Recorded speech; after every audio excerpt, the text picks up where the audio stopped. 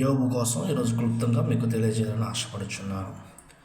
నా సేవకుడైన యోబు సంగతి ఆలోచించుతూ అతడు యథార్థవంతుడు, న్యాయవంతుడు, దేవుని యందు భయభక్తులు గలవాడు, చెడుతనమును విసర్జించినట్టు భూమి మీద అతని వంటి వాడు ఎవరూ లేరు. యోబు గ్రంథం 1వ అధ్యాయం 2వ వచనం అని అడుగగా అపవాది, యోబు ఊరకయ్యే దేవుని యందు భయభక్తులు గలవాడాయన, నువ్వు అతనికి, అతని ఇంటి వారికి, అతని కలిగిన సమస్తమును చుట్టూ కంచి వేసేదివి కదా. నువ్వు అతని చేతి పనిని దీవించుట చేత అతని ఆస్తి దేశములు బహుగా విస్తరించి ఉన్నది అని దేవుడితో సాతాను అన్నాడు.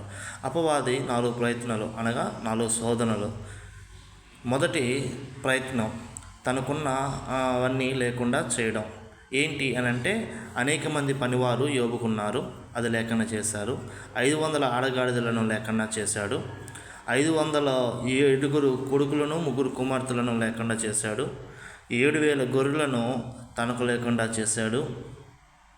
3,000 ఒంటెలను తనకు లేకుండా చేశాడు. 500 జత ఎడ్లను తనకు లేకుండా చేశాడు.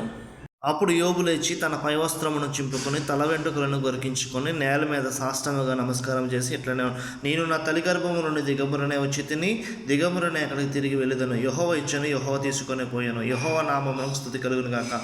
ఈ సంగతులు ఏ విషయమందును యోబు ఏ పాపమును చేయలేదు, దేవుడు అన్యాయమును చేశానని చెప్పలేదు. గమనించారా నా ప్రియ సహోదరి సహోదరులారా?